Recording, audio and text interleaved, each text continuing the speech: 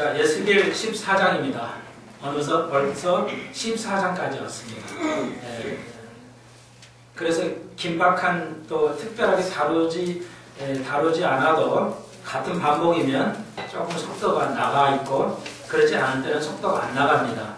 그러므로 여러분은 배우는 입장이기 때문에 진도를 고려해야 할 수밖에 없는데 목사의 입장이 되어보십시오. 진도라는 개념 자체가 없어져요. 어쩔 수 없습니다. 그래서 자기 쪽에서 생각할 수밖에 없어서 그럴 수밖에 없는데 그러나 진도를 가리킬 때 고려를 해야 되는 건 당연하죠. 그래서 강해설교는 이제 지식을 바탕으로 하기 때문에 진도가 여간이 안 나가요. 그래서 어렵고 여러분의 또 젊은이들은 거의 문제가 제가 볼 때는 없는 걸로 아는데 우리 권수하는 경우들은 어려울 겁니다. 근데 꼭 설교를 다 이해할 필요는 없어요. 괜찮아요. 이해되는 것만 다 적으시고 이해되는 것만 기억을 하실 때 적어 놓으신 것은 여러분의 살과 피와 상급이 될 줄로 믿습니다. 몰라도 적었죠. 제발 적으십시오.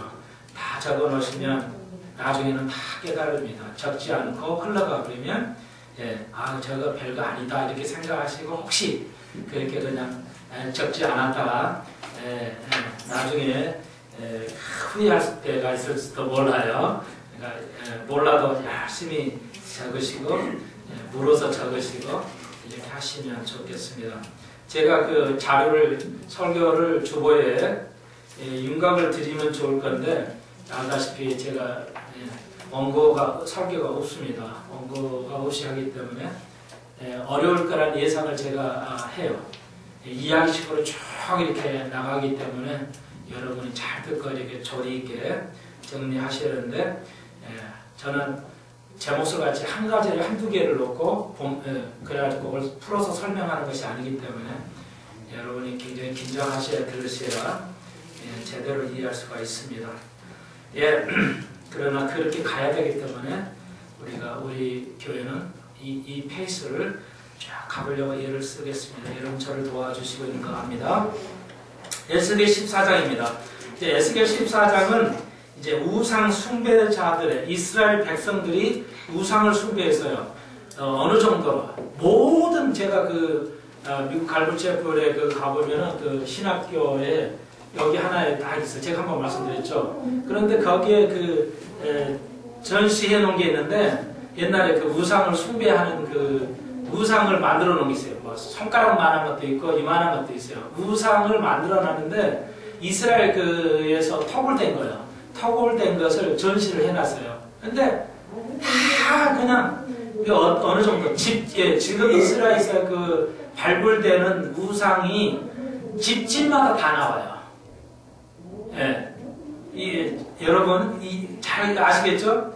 그러니까 가끔 우상이 나오는 게 아니라 뭐 이렇게 아세라신 여자의 뭐 이렇게 조각을 만들어 가지고 조각 뭐 이런 거 돌로 만든 조각하고 이게 나와요. 그러니까 다 이게 우상신이에요. 거기 앞에서 절하고. 근데 어느 정도 이스라엘에서 지금 톡을 대는 모든 고대의 톡을 대는 집 자리에서는 반드시 다 나와요. 한두 개가 아니라 엄청 많이 나오고 있어요. 너무 많으니까 그냥 그게 사가지고 또 전시돼 놨어요. 그러니까 가끔 있는 게 아니라 집집마다 다 있다. 제사장이 또 다 있다. 선지자 제사장들도 다 우상을 섬겼어요. 그러니까 어떻게 이럴 수가 있을까 할 정도로 심각한 거예요. 지금 우리가 배우는 에스겔 시대에 이스라엘 백성의 타락상이 그렇단 말이에요. 그러면 오늘날 교회는 어떤 것인가? 여전히 같다는 것입니다. 틀리면 안 좋은데 여전히 우리에게는 우상의 문제 있어요. 우상을 우리는 거의 안 섬기는데요. 그런 거 전한 적도 없는데요. 그래서 우리가 이제 오늘 제목처럼 마음의 우상이 있다는 겁니다. 좀 살펴보도록 하겠어요. 진정 우상이 없으면 좋은데 엄밀하게 여러분의 자신을 하나님의 말씀에 비춰보세요. 엄밀하게 아주 진지하게 우리의 자신을 마음에 있는 우상이 있는지 없는지 저는 모르지만 오늘 여러분이 각자가 해야 됩니다.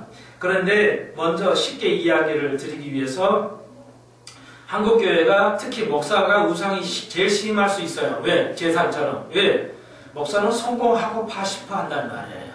큰 교회에서 존경받고 인정받아야 돼요. 그게, 그래서 많은 교회에 가서 내가 가르치고 목사 앞에서 설교를 하고 그러고 싶잖아요. 그러려면 뭐예요? 이렇게 조그만 교회는 누가 불러주지도 않고 인정도 안 해줘요. 아, 교회가 커야 저게 하나님의 역사하시는 교회구나. 진짜 교회인 줄로 생각하잖아요. 그게 뭐야? 물량주의라는 것이죠. 물질주의라는 거예요. 예. 여러분, 회사도 큰 회사가 좋잖아요. 작은 회사는 뭔가 불안하고 안 좋잖아요. 예, 마찬가지로 큰 교회 가야 뭐 아주 이게 좋을 것 같아요. 예, 완전히 세상하고 이 교회는 다른 건데, 그래서 이제 이렇게 보면 목사님들이 이제 크면은 이게 존경받고 하기 때문에 마치 그게 하나님의 사랑 같다는 것이죠.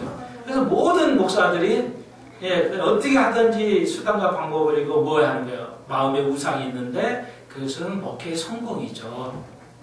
목회의 성공이 그래서 돈의 한국교회가 가장 심각한 게 돈의 우상이에요. 어떻게 하든지 돈을 많이 걷어서 건물을 빨리 지어야 되겠다는 거죠. 그러니까 건물이 우상이 되어 있다는 것입니다.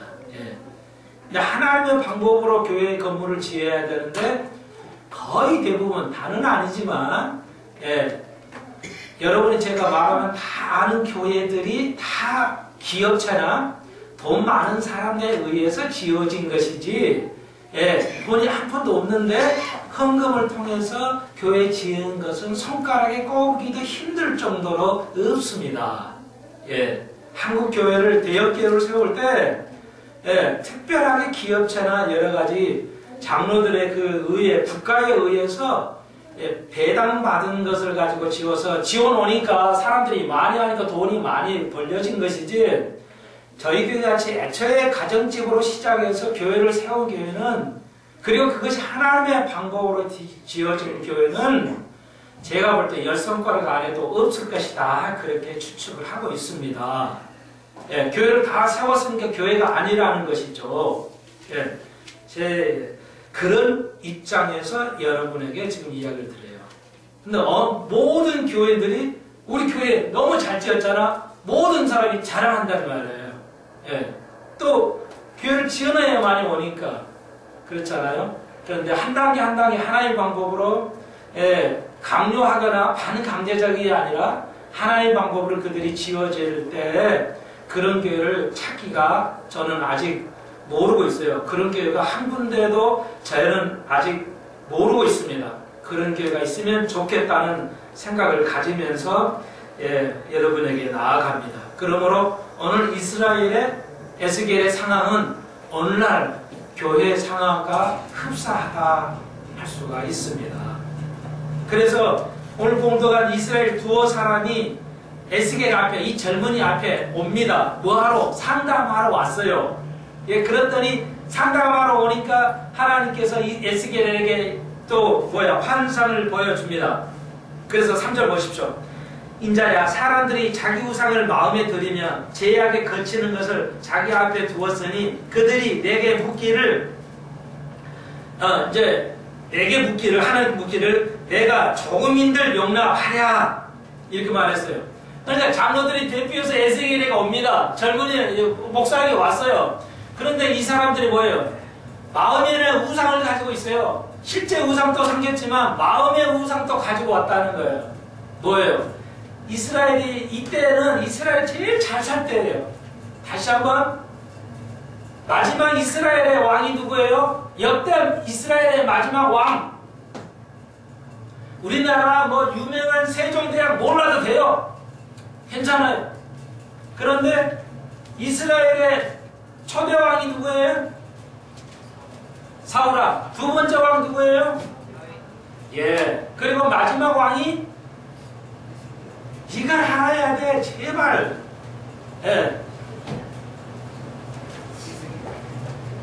늘 얘기하지만 언제까지 한국교회가 유치원 수준으로 어른들을 가르치겠냐는 거예요. 영적 유치원으로 남지 말라고 사도 바울이 얼마나 얘기를 합니까? 그러니까 죄송해요. 여러분, 마지막, 저도 모든 왕을 예우지는 않고 있습니다만은, 마지막 첫 번째 왕은 알아야지. 예. 예? 에레미야가 왕이에요.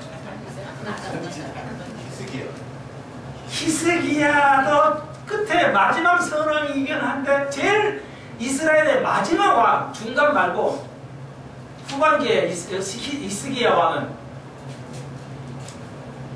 스디기야예요. 스디기야. 예, 시디기야. 아셨죠? 예, 처음하고 끝을 꼭 아셔야 돼요. 뭐든지 공부하실 때. 예, 시드기야.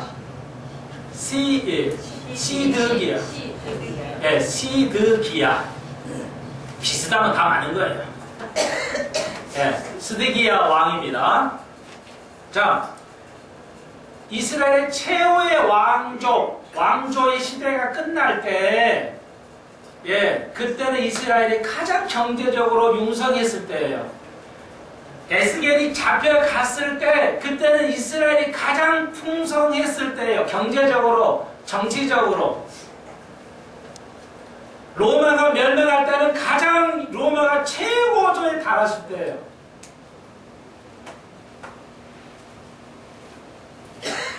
한국교회가 이제 더 이상 넓혀갈 수 없고 교회가 화려하고 몇천억 들여서 지을 수 있는 이 산에서부터 교회는 서서히 쇠퇴해 가는 것이에요. 그게 성경의 역사를 통해서 우리가 보인다는 겁니다. 그래도 아직도 더 몇천억을 들여서 건물을 더 높게 올려가래요. 오늘날 교양청이 뭐예요? 우리가 보이잖아, 교양청이. 그 화려함이 있어요. 교양청이 그걸 찢고 타락해 갔단 말이에요. 왜 개신교가 부교를 이렇게 나쁜 것을 본받아야만 되는 것인가 하는 것입니다, 여러분. 이거 중요하잖아요. 여러분의 삶이 잘 나갈 때 여러분 조심하라는 얘기예요. 여러분이 거의 해당이 안 될지 모르겠지만 죄송하지만 저는 그래서 마음이 편안해요. 최고로 잘 나갈 때가 아직 없으니까. 예. 오로지 주님이 하라는 대로만. 자, 보십시오. 그랬더니 물었어요. 그랬더니 에스겔에게 하나님께서 가르쳐 주십니다. 내가 말해, 니들이 상담하러 왔잖아. 너희들이 마음의 우상을 섬기고 가지고 왔지. 그런데 나는 조금인들 용납하랴. 이렇게 말해요, 하나님께서는. 에스겔에 그렇게 말하라는 거예요. 하나님이 조금인들 용납해주고 봐주고 눈 감아주랴. 나는 너희들에게 온전함을 요구한다. 여기서 이제 우리의 도전이 시작하는 겁니다. 예, 우리의 도전이 시작돼요. 여러분이 영성 있는 사람은 목사님 말씀이 맞아. 내가 온전하가 되려는데 되지 않아. 애통해야 돼요. 자, 무엇으로 온전케 해요? 여기선 답이 없지만 구약의 시작에 답이 있죠. 무엇으로 우리를 온전케 합니까? 그렇죠. 요한복음에 뭐라고 했어요? 말씀이 우리를 온전케 해요. 말씀에는 없어요. 그래서 우리가 말씀을 배우는 거예요. 말씀을 많이 배우는 만큼 믿음이 온전해져 가는 거예요. 여러분이 말씀을 이해하지 못하면 여러분 믿음은 온전해질 수가 없어요.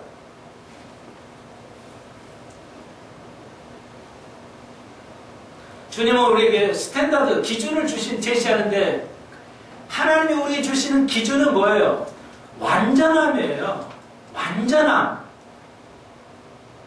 예. 우리는 생각할 때 그렇지 않잖아요. 우리가 온전할 수 있어? 없잖아. 그러니까 하나님은 이렇게 살아가도 되는 줄 알아요. 모두가 자기 속의 우상, 자기의 의, 내 기준을 가지고 살아간단 말이에요. 그게 우상이에요, 여러분. 아시겠어요? 우리가 마음의 우상이 없는 것처럼 살아가는데 불행하게도 의식하지 못하는 마음의 우상이 너무 많다는 거예요, 여러분. 그래서 바울이 말하잖아요. 내 속에 있는 모든 그 똥, 그 교만, 그 우상을 똥같이 버려버린다 그러잖아요.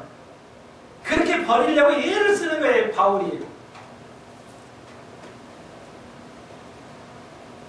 꼭 가서 그냥 이게 빌어야 우상이 아니에요. 요즘은 아이들이 우상이에요. 애들이 해달라는 대로 해줘. 그래서 요즘은 뭐 집사람은 그러더라고요. 아이 손자 이렇게 나면은 꽃다발 막 갖다 줘야 된대요. 그래서 내가 열 받아가지고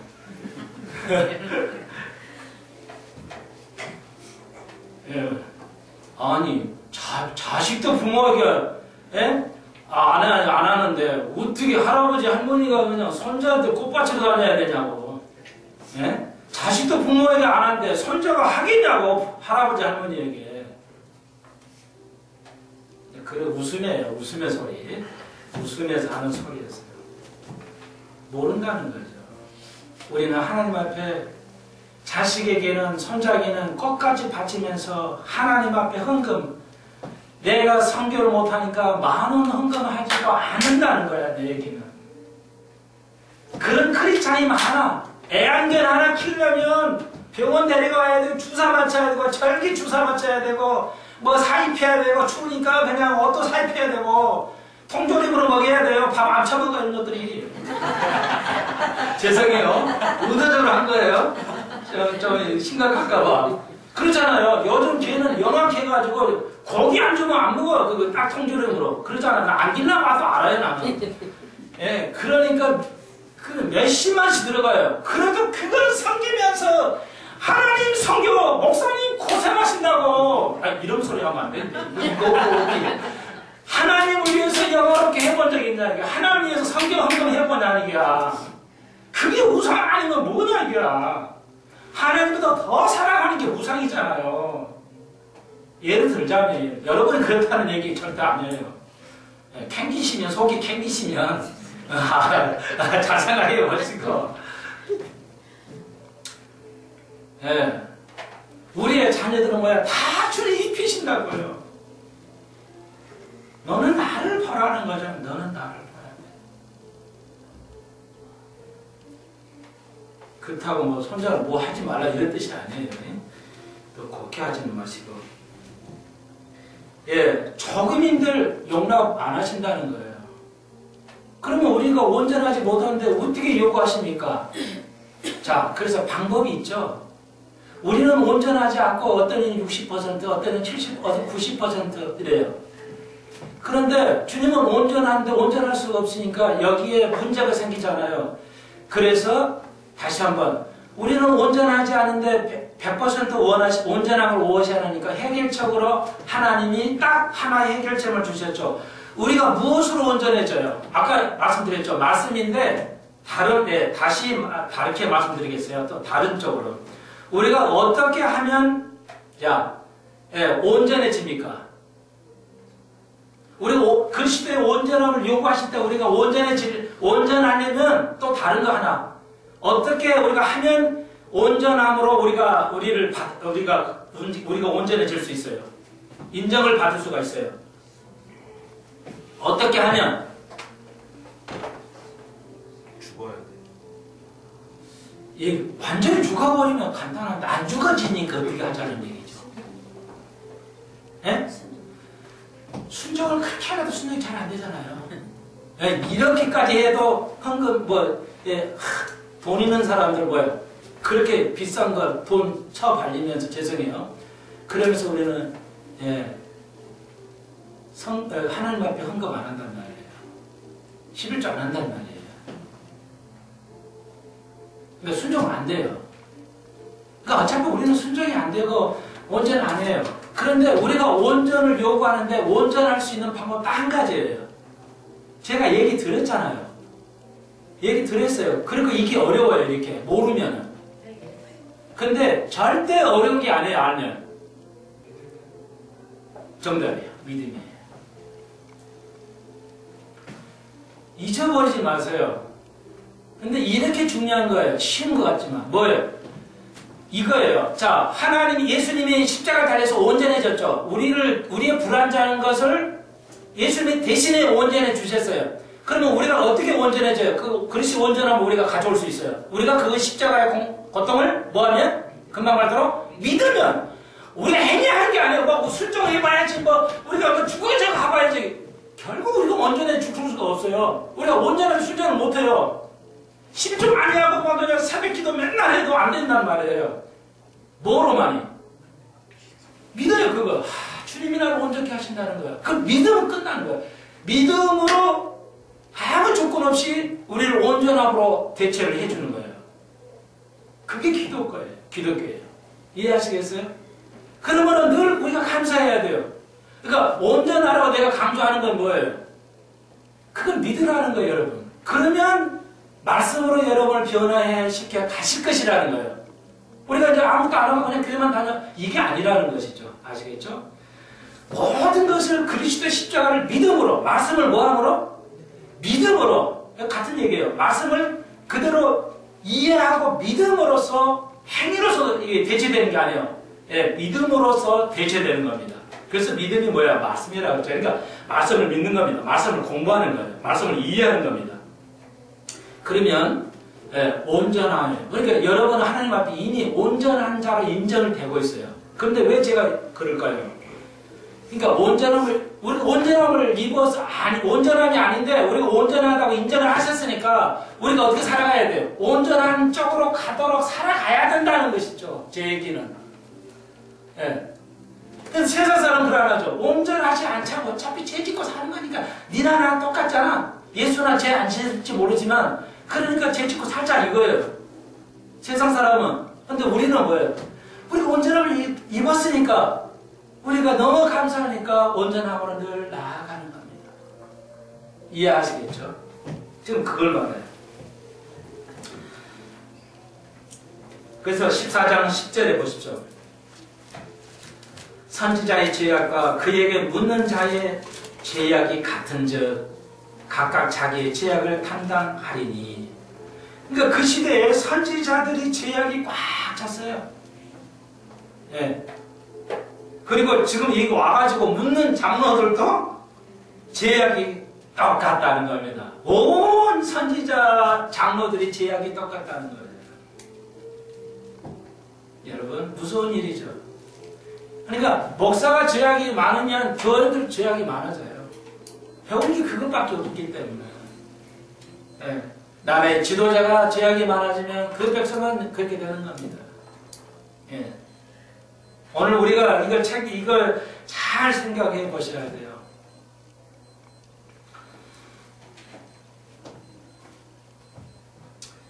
근데 11절에 이제 답을 주시죠. 이는 이스라엘 족속으로는 다시는 미혹하여 나를 떠나지 않게 하고 다시는 모든 범죄함으로 스스로 더럽히지 않게 하리라. 나 여호와의 말이니라. 이렇게 이제 비평을 하시고 해결책을 주셨어요. 11절에서. 다시는 이들이 범죄하지 아니할 것이다. 아직은 아니지만 천년왕국 때 온전해지겠지만 지금도 온전해져 가는 거죠. 이스라엘 백성이 또 우리가 아시죠? 근데 온전해 가다 천년왕국에서 온전한 왕국 들어가는 거예요. 이제 실제로 만져지고 보여지는데 천년왕국이 없어져요. 없다. 황당한 겁니다. 이건 진리가 아니에요. 이 세상은 진리로 시작하고 진리로 끝날 것입니다. 예, 그것이 진리를 여러분 이해하세요. 어려운 게 아니에요. 진리는 저기 그냥 독일 가지고 철학을 배워 진리 아는 게 아니에요. 이게 진리예요. 말씀대로 살아가는 것, 말씀대로 이루어지는 것, 그게 진리예요. 그게 진리예요, 여러분. 이게 제가 간단하게 설명하지만 이건 기가 막힌 이야기예요. 여러분 잘 적으셔서 이렇게 하시기 바랍니다. 될 수 있으면 적을 수 있는 기회와 그렇게 반복을 해드리겠어요. 단어가. 예.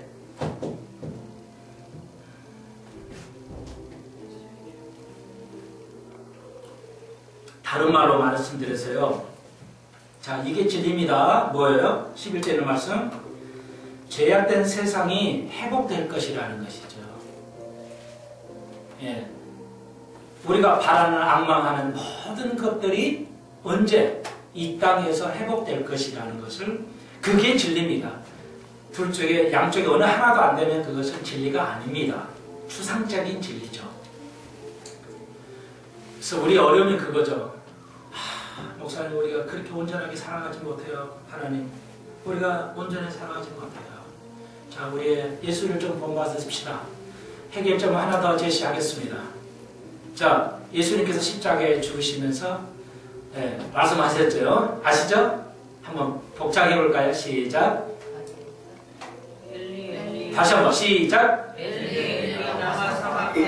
예, 뜻이 뭐라고요? 엘리.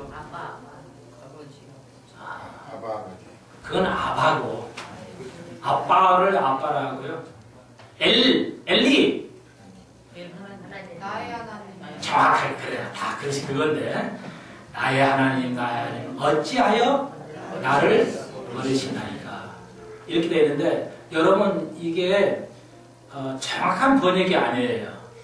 아람어인데, 아람어는 예수님의 제2의 고향이 어디예요? 예수님이 어디에 태어나셨어요? 네? 그래요. 유치원으로 내려갑시다 그러면.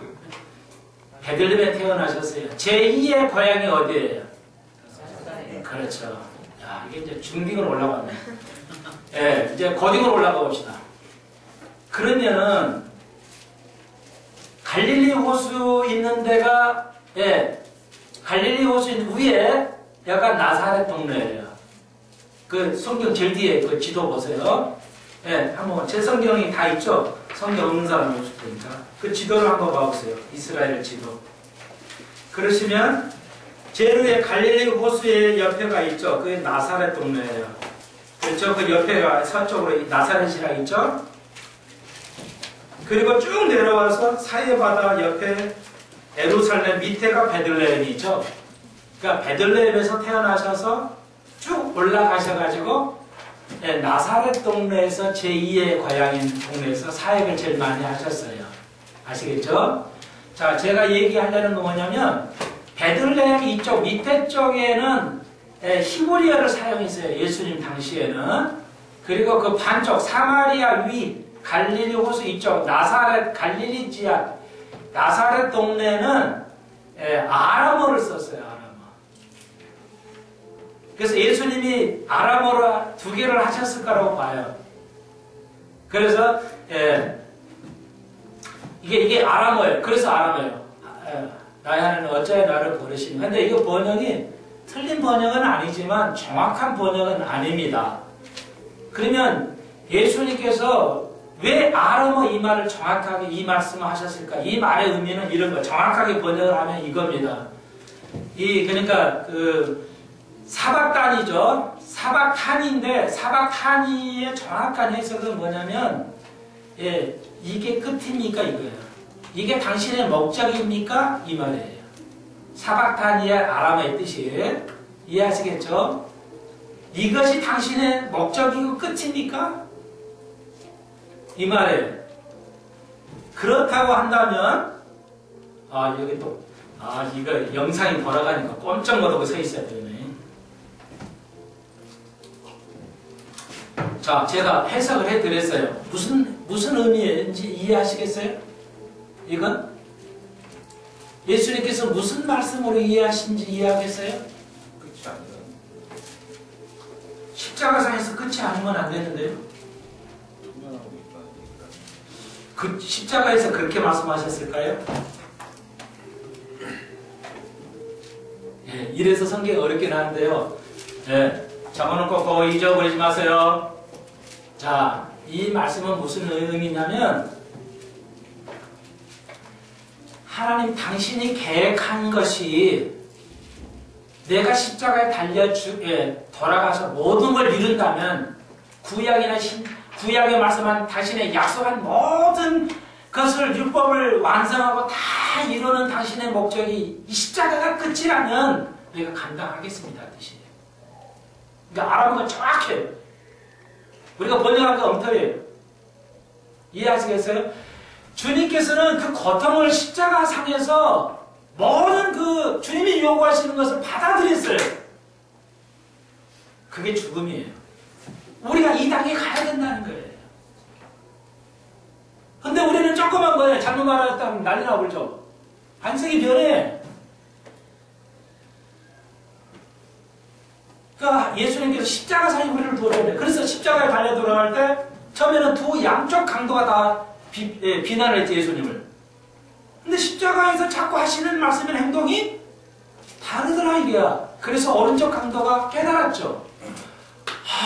이분은 완전히 다르구나. 그래서 깨닫고 주여 당신이 내가 있을 때 나를 불쌍히 여기소서. 오늘 너와 내가 영원히 그 안이라는 축복을 그 6시간 안에 깨닫죠. 우리의 고통, 우리가 완전히 죽어짐으로써 그리스도의 복음이 확장되고 전도될 수 있습니다. 여러분이 잘 나갈 때 전도되는 게 아니에요. 우리가 가장 어려울 때 믿음을 지켜야 돼. 세상 사람은 여러분을 보고 예수를 믿을 줄로 믿습니다. 그래서 우리가 뭐가 하는 게 제일 중요해요? 우리가 죽어야 돼요.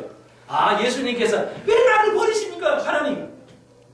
나를 사랑하지 않은 거예요? 여러분 알아본 뜻이 아니고 당신이 이것이만이 모든 것이라면은 내가 수용하겠습니다. 그게 알아본 뜻이에요. 아시겠죠? 이렇게 번역을 해야 되는데 이렇게 얘기했더니 목사님, 그럼 송 목사님 성경을 다 번역을 좀 하시지. 그래서 아니요, 좋은 거 많이 있어요. 제가 안 해도 할 필요가 없어요. 너무 많아요. 목사님이 안 읽어서 그러지. 그렇게 말하는데. 여러분, 우리에게 진리를 주셨어요. 모든 걸 회복할 때가 올 줄로 믿습니다. 그걸 기다리시는 사시가 되겠습니다. 그러면서 12절에 또 계속 예루살렘의 죄에 대해서 언급합니다. 오늘 오전에도 그런데요. 범죄에 대해서 계속 나오죠. 그랬더니 사람들이 그런 거예요. 이제 하나님 심판하시니까 사람들이 변명을 해요. 그랬더니 14절 보십시오. 비록 노아, 다니엘, 욥이 이 세 사람이 거기 그 너희들 속에 이 세 사람이 있을지라도 나는 심판하겠다는 겁니다. 그러니까 인정하셨죠, 하나님께서. 노아하고 다니엘, 욥 대단하죠. 노아 알고요. 다니엘 이 젊은이. 에스겔 다니엘이 먼저 잡혀와요. 왕족인데요. 다니엘 대단하죠. 욥하고 같은 반열로 들어가잖아요. 우리 젊은이들이 다니엘 같아야 돼요.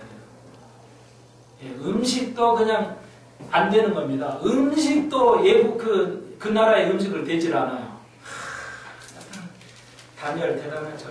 이 세 사람이 니들 속에 산다 하더라도 난 심판하겠어. 왜?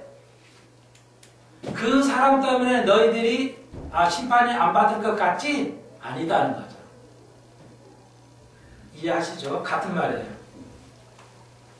이 세 사람이 거기 있을지라도 16절 자녀도 건지지 못할 것이다. 그들 세 사람만 건지지 자녀도 심판에서 벗어나지 못할 것이라는 겁니다. 잘 아시겠죠? 무슨 얘기하는지. 믿음은 1대1이에요. 얘가 큰 교회 재성이에요. 유명한 목사님 교회 나가니까 그래도 좀 뭐가 있겠지. 천만의 말씀. 우리 아버지가 목사니까 그래도 좀 좋잖아. 천만의 말씀이에요. 구원은 1대1이에요. 유대인들이 그렇게 생각해요. 우리 조상들 그냥 그런 조상인데 율법을 우리가 가지고 있는데 하나님 우리를 하겠어? 선제다들 그렇게 생각했어요. 여러분, 내가 성경을 이렇게 공부하고 11조 이만큼 내는데 내가 그냥 내가 11절 이만큼 내는데 참말 마세요.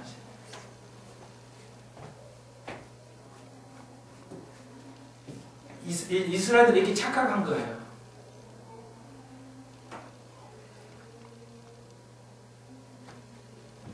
그러니까 부모든 자녀든 관계없습니다. 이런 거. 각자가 책임을 져야 되는 것이라는 것을 보여줍니다. 우리에게. 근데 쭉 내려가 보세요. 22절. 그 가운데 면하는 자가 남아있어 끌려 나오려니 곧 자녀들이라. 그러니까 무슨 얘기냐면 다 잡혀가는데 극소수는 구루터기는 살아남을 것이라는 겁니다. 근데 이 구루터기가 재미있게 부자들, 똑똑한 사람은 다 코끼에서 잡혀가고 그 당시에 가장 못나고 세상적으로 사회적으로 위치 없는 우리와 같은 아무 모르는 사람들은 살아남아요. 그게 아까 말씀드렸던 갈릴리 지방에서 사는 사람들, 후예들이에요. 바벨론 폴에서 잡혀가서 금방 살아남은 사람들, 잡혀가지 않고 살아남은 사람들 후손이 갈릴리 호수에서 근방에서 살았던, 사마리아 지역에서 살았던 사람들이에요. 무슨 얘기는 잘 이해가 안 되죠? 또 그러면 그러니까 이스라엘이 두 개로 나눠져 가지고 밑에 베냐민하고 유다 지파, 나머지 10지파는 위에 있어요. 근데 다 잡혀갔어요. 아수르에 잡혀갔단 말이에요. 유다하고 베냐민은 바벨론에서 잡아가고 10지파는 아수르라는 그 제국이 먼저 잡혀갔어요. 먼저 잡혀가요. 그런데 거기서 잡혀가기 전에 살아남은 사람들이 있어요. 아무도 사회적으로 지도 힘도 없는 사람들. 근데 믿음의 사람들이었어요. 그 사람들만 살아남았어요. 그 후손들이 계속 있어가지고 예수님 시대까지 있었단 말이에요. 그래서 예수님께서 이른 양의 집으로 전도하라 가라. 다른 데는 가지 말고 사도들아, 내 백성의 이른 양, 내 백성의 이른 양을 위해서 전도하러 가라. 10지파를 말해요. 10지파가 살아있어요. 그 정도만 하겠어요, 여러분. 어려우니까. 그것도 어렵다면. 제가 막 굉장히 넓게 얘기를 하니까 여러분이 어려우실 것 같은데 맨날 하는 소리예요, 사실은. 그러니까 자꾸 들으세요. 괜찮아요. 언제 듣겠어요? 10년에 한 번씩 들으면 언제 알겠냐고. 몰라도 또 듣고 하시면 야, 목사님이 알았어. 목사님이 옳았어요. 그렇게 가르쳐야 된다니까 알았을 것이라고. 언제 천년왕국 가보면 알 거예요. 그 수밖에 없어요. 여러분 사회적으로 좀 부족해도 괜찮아요. 우리가 구름터기만 된다면 괜찮아요. 왜? 그 다음 세계가 우리를 보상해 주니까. 사회에서 뭐 인정받고 받으면 좋지만 뭐 꼭 그런 거 두려워하지 마십시오.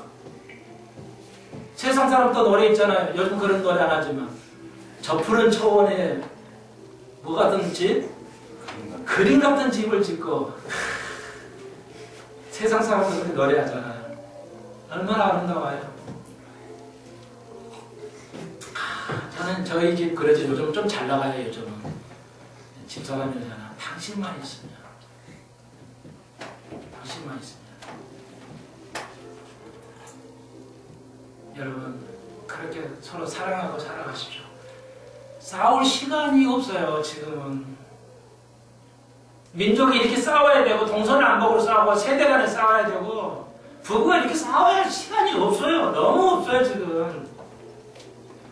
지금을 감사해야 됩니다. 여러분 앞으로 내 인생이 더 나아질 걸 감사하지 마시고 지금 이 순간을 감사하시라고요. 제발. 다 지나가면 헛것이에요. 감사 안 하면. 영광 돌리지 않으면.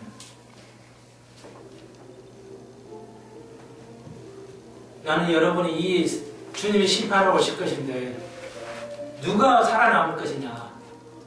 사회적으로 아무 인정받지 못하고 가난하게 살면서 그루터기 되고 말씀을 지키는 자들, 그런 자들이 휴가할 줄로 믿습니다. 이들이 살아남은 것, 이게 예표입니다.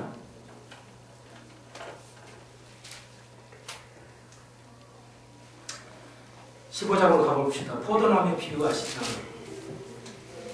자, 세 가지 나무죠. 이스라엘 백성은 포도나무, 그 다음에는 뭐예요? 무화과, 그 다음에 감람나무. 무화과는 언제까지? 아니 포도나무는 언제까지예요? 구약까지?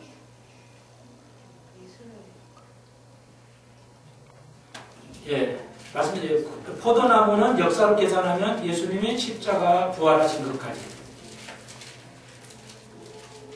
그 다음에 예, 무화과는 부활하신 후부터 그렇죠. 휴거 전까지. 그리고 감람나무는 휴거 이후에 천년 안구까지. 제가 무화과로 나옵니다. 근데 이 세 가지 나무는 볼품이 없어요. 여러분 아시듯이. 열매 외에는 아무 볼품이 없어요. 그러죠? 포도나무 막 그냥 거미줄같이 올라가가지고 열매만 아름답지, 예, 줄기나 잎사귀 다 쓸모가 없어요. 우리가 그런 삶을 살아야 돼요. 이스라엘이 그렇게 그런 나라가 되기를 소망했고 교회가 그렇게 되기를 소망했어요. 다시 말해서 우리가 죄송해요. 할 수 있어요. 해야 돼요. 우리가 우리나라가 세계에서 제일 성형을 많이 하잖아요. 성형 수술을 많이 하는 것은 뭐 영성이 뭐야? 다 무너졌다는 뜻이에요. 하십시오. 제가 하라는 거예요. 근데 전체적으로 볼 때 우리나라에 성형을 많이 할 이유가 없어요. 그것은 오늘 이스라엘 백성이 겉만 화려하게 가는 거예요. 교회가 너무 겉모습만 화려하게 간단 말이에요.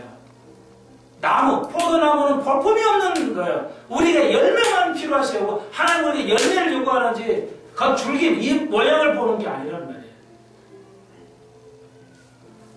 우리가 겉으로 얼마나 멋있기를 원해요.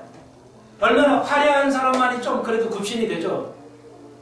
그냥 남루하면 어때요? 좀 무시해요. 나도 모르는 속에. 나도 모르게 사람을 좀 무시해요.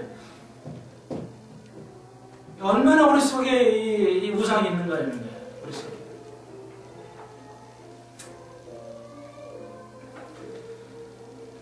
너희들이 그러니까 여기서 포도나무 비유는 뭐냐면 너희들이 뭐로 영광을 드릴 거냐. 그러니까 열매밖에 없잖냐. 열매밖에 없다는 거야. 열매에는 뭐가 쓸 거냐? 다 불태울 것밖에 없잖냐. 그들은 하나님을 영화롭게 안 했어요. 다시 한번 복습하겠어요? 하나님을 영화롭게 하는 것은 무엇으로만 가능하다고요? 오늘 배울 것이? 네, 열매입니다. 열매는 다른 말로 말해서 요한복음 15장 주님께서 말씀하시죠. 내가 초소갈 예비하러 가는 너희를 내가 갔다 와서 다시 너희를 데리러 예비하러 갔다 오느니. 주님이 말씀하십니다. 그 이하를 보시면 알아요. 그러므로 네가 내 안에 있고 내가 네 안에 있어서 내가 포도나무니 너희는 가지니 가지가 열매를 붙어 있으면 많은 열매를 맺는다고 그랬어요. 열매가 가지에 붙어 있다는 말씀은 뭐냐면 내가 포도나무 너희가 가지니 열매가 가지에 붙어 있다는 말은 뭐냐면 말씀 안에 있으면 이런 말이에요. 그러니까 네가 말씀 안에 있으면 자동으로 열매를 맺을 것인데 주님을 영화롭게 할 것이라는 겁니다. 그래서 말씀을 우리가 중요시해야 되는 거예요. 16장 굉장히 긴 장입니다. 멋있는 장이에요. 아주 귀중한 장인데 간단히 정리 그냥 하겠어요. 16장 보십시오. 2절에 보십시오. 예루살렘으로 가증한 일을 알게 하여 인자야. 그러니까 뭐예요? 여기 보니까 이제 하나님께서 에스겔에게 얘기하는 거야. 이스라엘의 그 가증한 거에서 네가 알아야 된다는 거야. 내가 알게 한다는 거예요. 알아야 됩니다. 이게 우리가 죄악에 대해서 그런 사람들의 죄악에 대해서 우리가 알아야 돼요.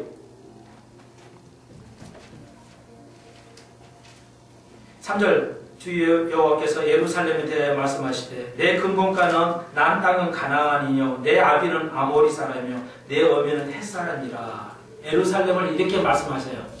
그러니까 너는 죄 중에 태어났다는 얘기예요. 이스라엘 너는 네 원래 태생이 뭐냐? 이런 가나안 땅 그 우상 단지에 있잖아요. 모세가 들어가기 전에. 오늘 여기까지 해야 되겠네요. 16장은 다음에 하고 이건 맛배기만 드리겠어요. 오늘 질문. 제가 질문을 참 좋아해요. 그래 여러분의 영적 수준을 얼마 정도 가늠을 할 수 있기 때문에. 하나님께서 이스라엘을 택하신 이유가 뭐예요? 내가 질문을 만들어서 하는 게 아니에요. 성경 있는 것만 풀어서 설명할 뿐이에요. 저는 내가 지식을 덧붙여가지고 막 이렇게 멋있게 이렇게 안 한다고요. 저는 그런 사람들이 아니에요. 성경에 있는 걸 그대로 가르치고 말만 하는 게 아니라 그건 풀어서 설명을 하는 거예요. 그러니까 어려워도 괜찮아요. 왜? 눈으로 이걸 되새긴 거 아셔야 됩니다. 왜 우리가 보잘것 인생을 우리가 이렇게 아무것도 포도나무와 그런 열매 나무같이 무화과같이 벌품은 우리를 왜 선택하셨어요? 이스라엘 왜 선택하셨다고 그랬어요? 이스라엘 백성 왜 나라로 만드셔서 가나안 땅에 넣었다고 그랬죠? 지금 가나안 땅이에요. 이스라엘을 선택해서 왜 가나안 땅에 넣었어요? 여호와 하나님이 살아계시고 그러니까 그 민족을 통해서 아 맞아요. 정답이에요. 근데 그걸 한마디로 다르게 말하면 하나님이 뭘 세운 거예요? 그것도 맞긴 한데 우리가 강조하는 거 성경 전체의 대주제가 뭐라고 했어요? 하나님의 부자. 그렇죠. 하나님의 나라예요. 하나님 성경 대주제가 하나님의 나라예요. 구원이 아니에요. 하나님의 나라를 세우기 위해서 가나안 땅에 그 우상 있는 땅에다가 세웠어요. 왜? 너희들 민족을 보고 세상이 변화되기를 소망하는 거. 그게 하나님의 나라란 말이에요. 야, 이 땅에 어떻게 살든 너희들 살다가 때 되면 하늘나라 올라와. 그게 아니라고요. 모두가 그렇게 가르치는데 그게 아니라고요. 이해하시겠죠? 하나님의 원뜻은 그 놀라운 뜻은 하나님 나라를 이 땅에서 이루는 거예요. 모두가 보고 배울 수 있도록 하나님 나라에 들어갈 수 있도록. 그래서 가장 악한 민족 이스라엘 백성은 거십세인 이스라엘 백성을 우상 단장에는 가나안 땅에 넣었다. 이거 그때 시작했잖아. 너희들이 원래 출생이 그거야. 내가 뭐 하려고 가나안 땅에 넣니 너희들을. 하나님 나라를 이루려고자 너희를 이렇게 기적적으로 했는데 너희들이 가나안 땅에 그 사람은 더 악해졌다는 거예요. 지금 16장에서는. 소돔과 고모라보다 너희는 더 악하다는 거예요. 이제 다음 시간에 소돔과 고모라를 뵐 건데요. 기가 막힌 일이죠. 그래서 주님께서 신약에 뭐랬어요? 말세가 되면 교회부터 심판하신다고 그랬어요. 왜? 교회가 가장 세상보다 썩기 때문에 그래요. 예, 가장 악한 것도 때리기 위해서인데 교회가 마지막에 제일 타락해버려요. 뭐 교회가 선한 데라고요?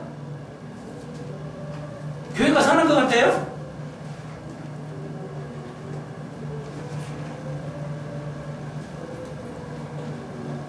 이렇게 좀 설교를 해야 되겠어요. 나도 미안스럽고 죄송해요. 자, 한 가지만 더. 그러면 똑같아요. 그게 실패했어요? 성공했어요? 하나님 나라예요. 예, 실패했어요. 성공은 하겠지만 결국은. 그래서 하나님께서 교회를 쓰셨어요. 하나님 나라로.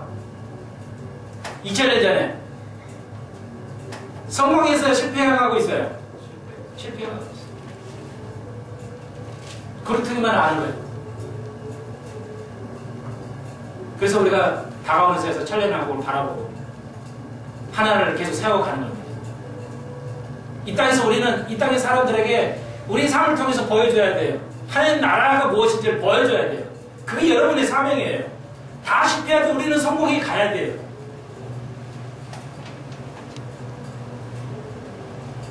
내가 하나님 나라가 개념이 없으면 우리는 하나님 나라를 성취할 수가 없어요. 그런 삶을 살아갈 수가 없어요. 그러니까 말하고 여러분 적고 읽으시면서 깨달아가십니다. 기도드립시다. 주님 감사합니다. 주님 이스라엘 선택해서 하나님 나라를 이루려고 했는데 인간의 무지와 무능으로 실패하였습니다. 또 하나님의 교회를 세웠지만 여전히 이 땅은 죄가 간용합니다. 주님 마지막 회복이 있을 것인데 우리가 기다립니다. 그 회복을 위해서 우리가 그렇게 살아가게 하시는 그릇하게 되게 하여 주옵소서. 예수님의 이름으로 기도하옵나이다. 아멘.